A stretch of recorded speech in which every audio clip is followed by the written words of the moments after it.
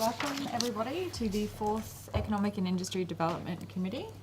I can see that all of our members are in attendance, so no apologies. Do we have any declarations of interests on any matters on the agenda today? No. So moving right into item number 1, the Willowbank Ebenezer Intermodal Terminal Social and Economic Benefits and Impact Report. Can I ask the relevant staff member to drop down? Thank you, Mr. Heenan.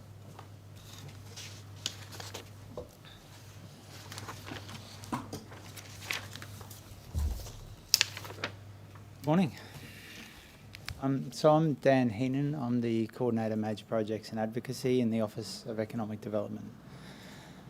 So this report, I guess, focused on the economic activities of Council, the state and federal governments in relation to the Ebenezer Regional Industrial Area. But more specifically, I guess it presents the outcomes of the Council procured Ebenezer Intermodal Terminal Economic and Social Impacts study undertaken by CDM Smith. The Ebenezer Intermodal Terminal is a declared regionally significant project of Council, and so this study, I guess, enabled Council to get a better understanding of the opportunities and impacts associated with the project, and I guess then to help inform future advocacy activities for Council going forward. The benefits and impacts, I guess, are outlined in the report, and I'll take that as read, but I guess I will say that the key conclusions are that there will be, significant and long-term benefits associated with an intermodal terminal should one be located here in Ipswich. The study did flag some impacts though, but it did note that a lot of those impacts relate to the transformation of the area from rural to, a future industrial precinct.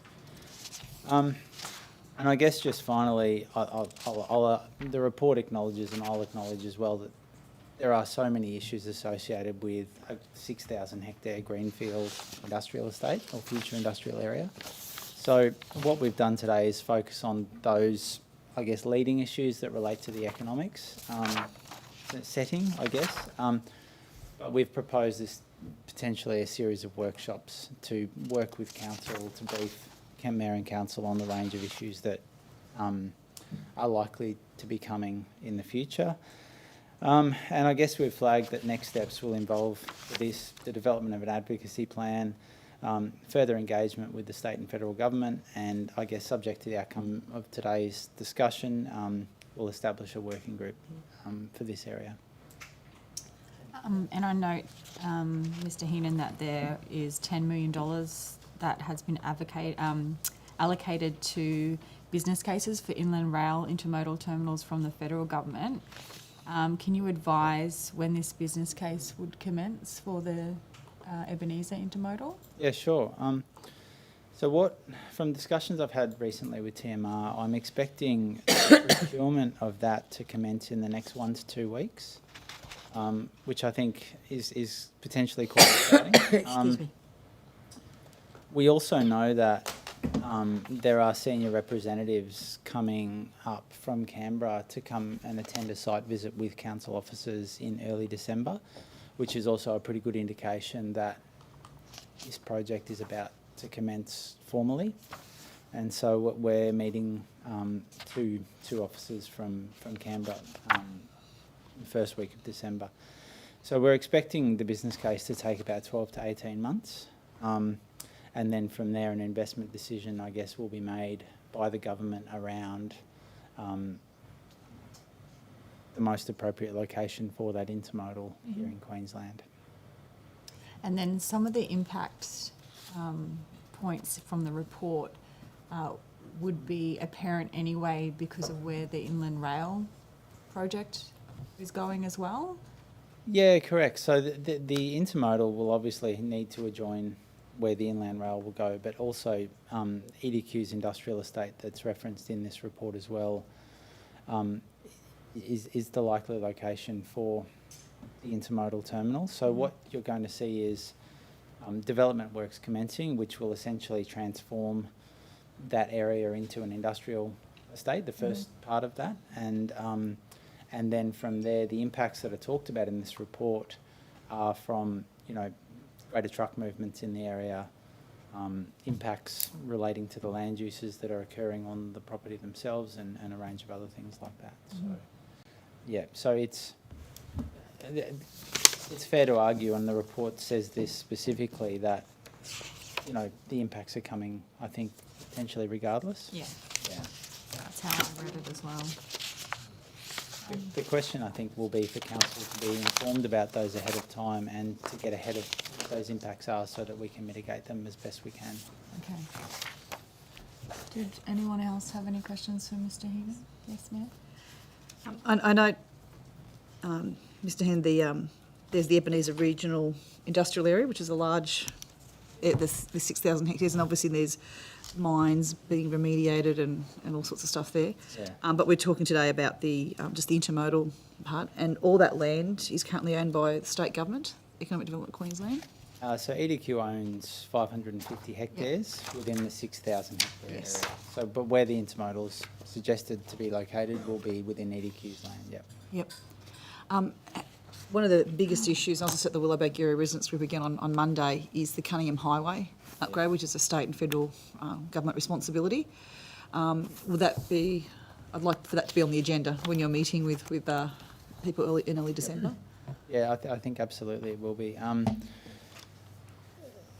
From an early conversation with EDQ, they expect that meaningful upgrades to the Cunningham Highway will be required to enable the intermodal and EDQ's estate to actually reach its full potential. I don't know the details of what that looks like and what that means, but yeah, I think it's going to force that conversation about the Cunningham Highway upgrades pretty quickly. Yeah. It's disappointing that the state government haven't released the last business case that they did. And I note at the Willowbank Area Residents Group on Monday that they joked, but there was a lot of desperation that there's another business case to be looked at. And they were it's been 25 years since the first one, so they were joking they're going to print out little silver pins for 25-year anniversary of the business case. So it's a community that's hurting. We've got the largest Air Force base in Australia. I guess in your role when you're meeting with them, if you could impress that upon the federal and state governments in your interactions, would be greatly appreciated. Any further questions for Mr. Heenan? No? Thank you.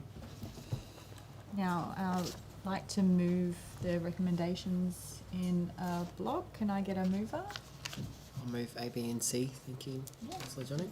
Councillor Fleckner, and a seconder for that, Mayor Harding. So, open for discussion. Anyone like to say anything further in relation to that item, the recommendations? I guess saying that it is a greenfield industrial area, I think there's a lot of opportunity for us to increase jobs in our city. I think it's a great opportunity. I agree. Yeah, through you, Chair, I echo the sentiments of the Mayor. I think that this is a win-win, and I think that we can learn a lot from the community consultation, or potentially lack thereof, of the Inland Rail to help inform us on how to engage our residents to make sure we minimise the impacts to them. But I think that overwhelmingly this will be a positive step forward, and hopefully we can get something happening quite quickly. It's really positive to hear that there's interest as early as this December coming forward. So, we'll stay on top of all of those discussions. The recommendation that we'll have workshops to engage the council for all of the opportunities. I can't wait to hear what ideas people have for that particular space and to unlock it for economic development. In the previous committee we were talking about a lack of jobs, in our city and for young people. So it's exciting to talk about the potential opportunities in our city, and this is a very detailed report. And to look at it and read through it, I know that you and I, Councillor Johnnick, were very, very excited. I did read the whole report, Yes, because it was very exciting. The social impact, there is a downside to our residents, and we would look to mitigate that as much as we can, but then there is an upside to them as well, with jobs becoming available within their local government area, when we know that that's going to be an issue, because of our growth. the percentage increase in GDP. This is actually going to move it like by a whole percent. So for our local GDP, that's really significant, and it excites me that we've got this opportunity presented to us. So I think, yeah. Councillor Madsen. I'd just like point out as a matter of history that the Ebenezer Regional Industrial Area as an idea predates the birth of Councillor Fechner and I. That's not hard. It's been planned for a very long time, and the Intermodal serves as something that's going to make it really viable. Yeah. So I find that exciting because with the inland rail running through a large piece of Ipswich, this intermodal facility is the chance for us to actually get benefits as opposed to just costs on our livability. Yeah.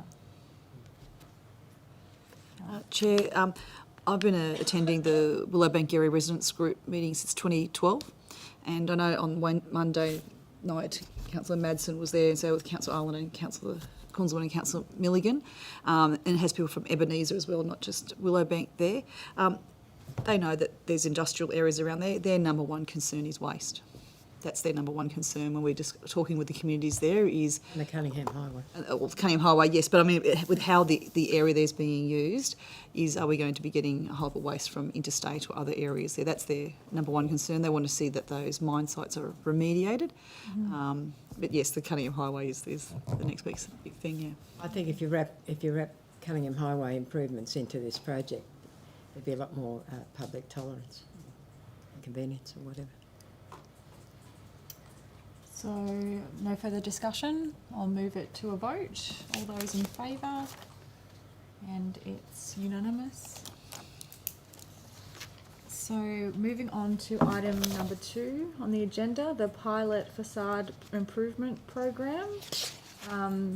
So report concerns the recommendations for the pilot facade improvement program that closed on Monday the 19th of October. Can I get the relevant council officer down?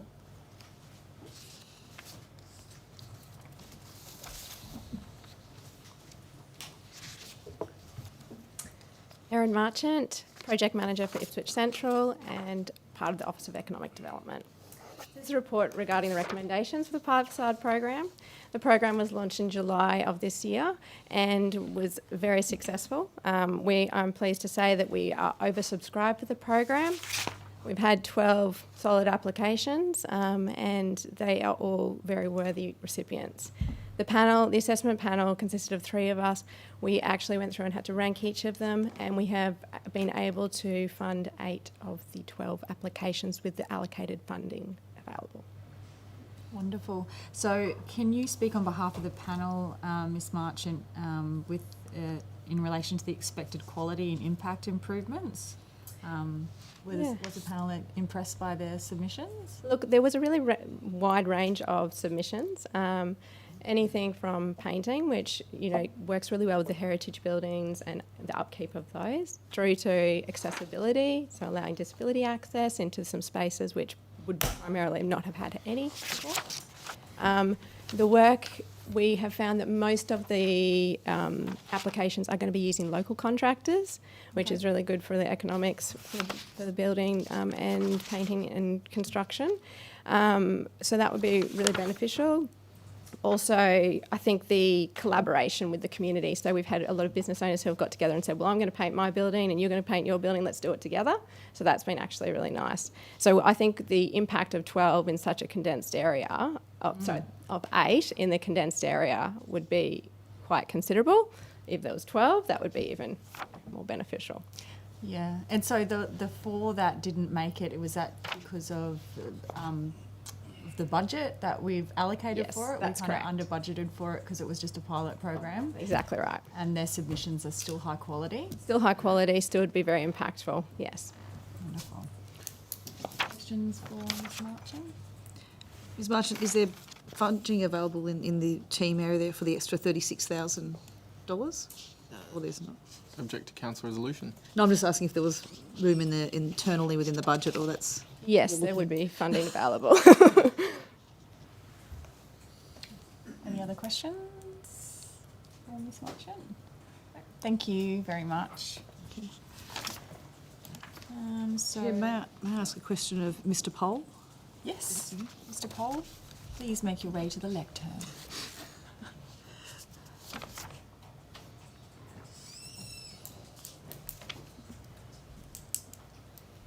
Thank you, Chair. Good morning, Mayor and Councillors. Ben Poll, General Manager, Community, Cultural and Economic Development. Ms Poll, I note on page 228, it says if council choose to approve additional funding, it could consider a recommendation B, such as to approve an additional $36,849.23. Do you have that? Am I running on your parade, Hey, Chair? just a tad. Oh, sorry. No, it's In that case, I was asked, is it within your budget, or would you have to go elsewhere if the council did recommend that? We would be able to find it within the currently approved departmental budget. Okay, thank you, Mr Poll. I apologise, Chair. No, that's okay. So, moving right along, I move that Council endorse the $93,723.73 of the approved $100,000 pilot facade improvement program funding support being allocated to the assessed applicants ranked 1 to 8 in attachment 1. And I would like to add a recommendation that the council endorse the additional $36,849.23, along with the $6,276.27 remaining in budget, and funding support to the pilot facade improvement program be allocated to assessed applicants number 9, 10, 11 and 12 in attachment 1. Can I please get a seconder? I'll second that, Councillor Seconded Johnny. by Councillor Fechner, thank you very much. Any discussion? Nope. Just through you, Chair. I think that this recommendation that we'll be sending to the council ordinary meeting next week is extremely exciting for for Ipswich Central as a whole, and I think that this is wonderful timing, and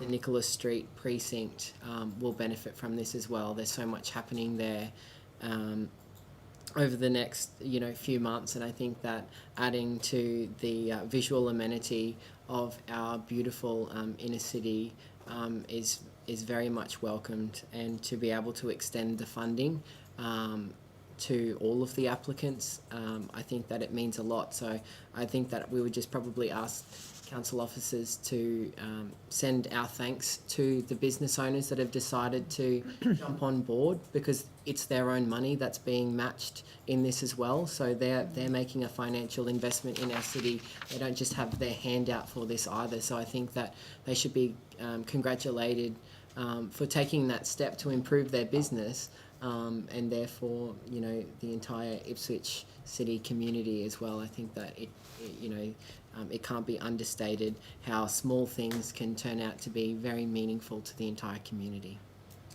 Well said, Councillor Fechner. Any further discussion? No. So I'll take that to the vote. All those in favour? And it's unanimous. Thanks, Vicky. And lucky last item, the late item on the agenda, which was distributed Monday afternoon. So we're looking at the Food Truck Friendly Council. This was prepared by Councillor Madsen. Can I ask the relevant officers to come down and talk to it, please?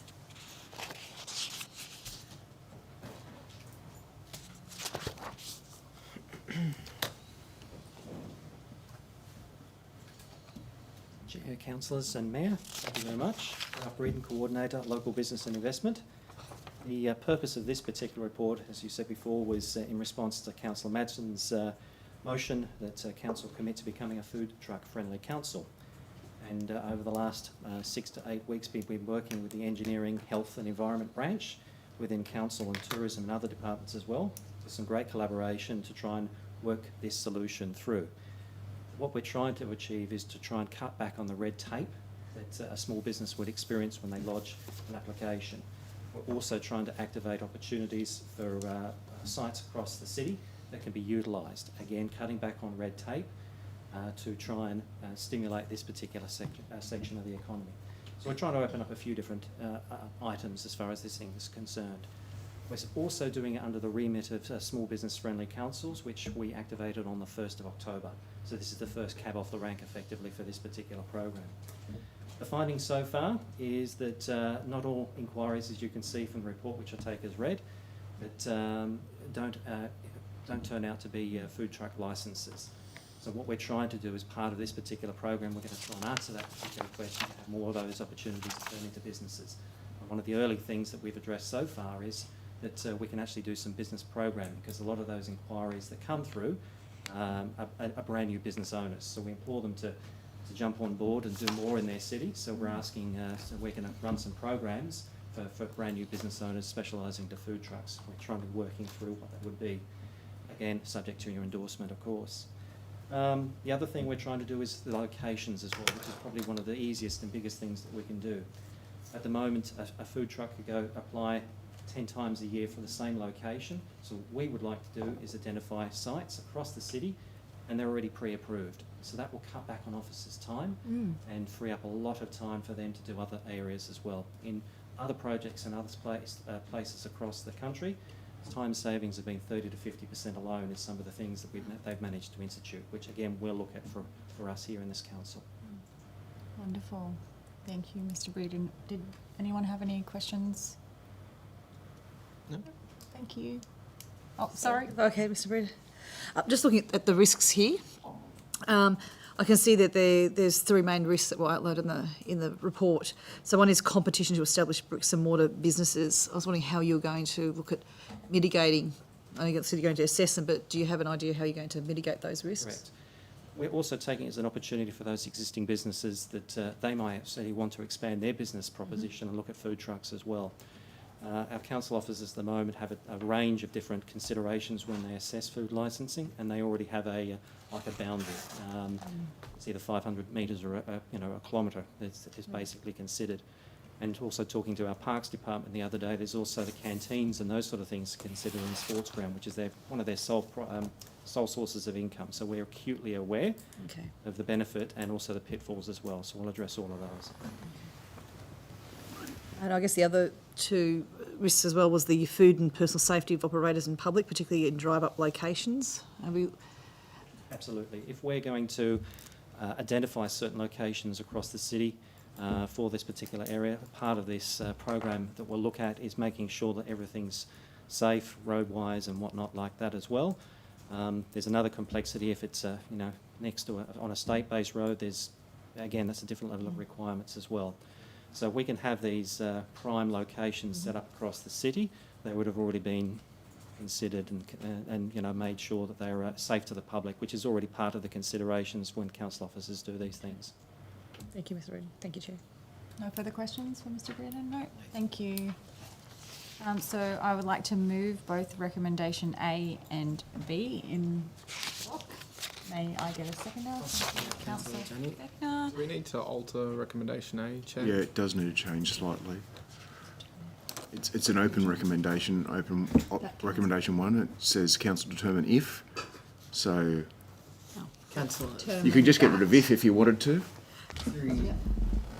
If and council, if I may say. Council determine. Council That determine. council should be food truck friendly? Yeah. Through you, Chair. Councillor Manson, do you have a preference on this? Well, I was ready to make a commitment to being a food truck friendly council after my personal research. I raised this notice of motion.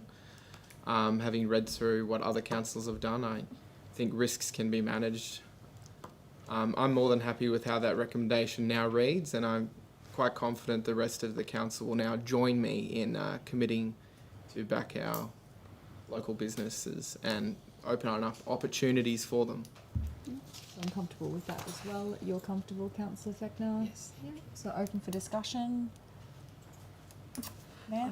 I found, Chair, on page 5 of the report really interesting to talk about the multiple licences that are required, because obviously in the different areas of the council. So, there'd be, it does say that mobile food vehicle permits and licences require the approval up to 4 different sections within council.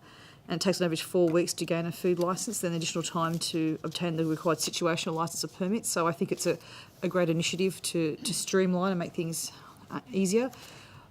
My only reservation is the impact to other businesses, and I think I'll be very interested to see the risk assessment to bricks and mortar establishments and things like that. They have significant investment in our city. I think that our city is big enough and it's growing enough to cope with it, and I'll be supporting this recommendation. I'll just be very mindful how it's, communicated with the existing businesses in our city. Yeah, good point. Councillor Madsen? I would just like to really reiterate here that we're not reinventing the wheel. We're taking a step here to ensure that doing business in this subsector of industry should not be more difficult in Ipswich than what it is in SEQ or indeed Queensland. So bringing alignment into operators in this space who want to operate in Ipswich is really important. I concur with Mayor Harding raising the potential risks, but again, I would just reiterate that other councils have done this. They have managed those risks. These schemes have been successful before, and my interactions with Mr. Breeden and Ms. Madsen is that we have the talent here to ensure that our local businesses are consulted, their concerns are taken on board, and an appropriate position is adopted into managing those risks.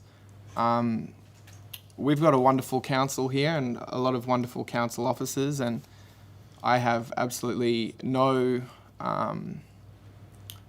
there's nothing on my radar to suggest that this won't be a success.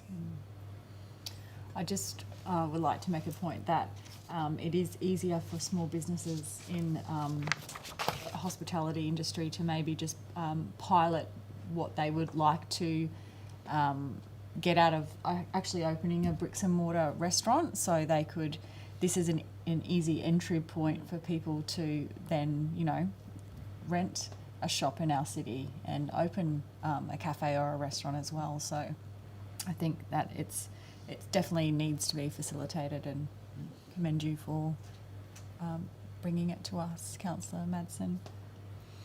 Just through you, Chair, I'd like to also thank Councillor Madsen for bringing this notice of motion to us. It was quite timely in that we had become the test case for the small business friendly council, and this, as Mr. Breeden said, is the first cab off the rank. So it'll be interesting to see how quickly this can turn around, and to possibly identify other efficiencies, other interdepartmental inefficiencies during this process, and potentially we could call for a report once this comes back to council to say, well, in your investigations in making us a food truck friendly council, what other inefficiencies did you identify in other departments to help us on that journey of becoming a small business friendly council as well. So I know that there are plenty of keen eyes who are all over this, and I can't wait to see all of the roll-on benefits of rolling out such a wonderful program like this. I know that I've already spoken on the matter, so I don't intend to break from procedure to grandstand, but I just wish to say that this came across me because I was contacted by a food truck operator from Willowbank, and she explained to me quite clearly how different it was operating in Brisbane and Moreton Bay as opposed to her home city where she lives. And from that point, it was just me doing my job, so thank you. Thank you, Councillor Madsen. No further discussion. Take it to the vote. So all of those in favour, and it is unanimous. That being the last item on the agenda, I just wanted to take the time now before the meeting closes to raise and acknowledge the success of the Business Awards Night that was held a couple of weeks ago by the Ipswich Chamber of Commerce. I know that we were all there and it was a successful night, so I just wanted to congratulate all the nominees and all the winners, and I just wanted to thank the Chamber for hosting such a vibrant event. It was it's been a real downer this year for small businesses. So for us to come together and celebrate so vigorously for some, it was a highlight for a lot of businesses. And I am very much looking forward to the Greater Springfield Chambers Awards night, not this weekend, the next weekend. So just wanted to thank all the effort that the Chamber brought to bringing a little bit of sparkle to the year of 2020 for our small business owners. And that being said, I'd like to close the meeting now. It is 11:02. Thank you, everyone.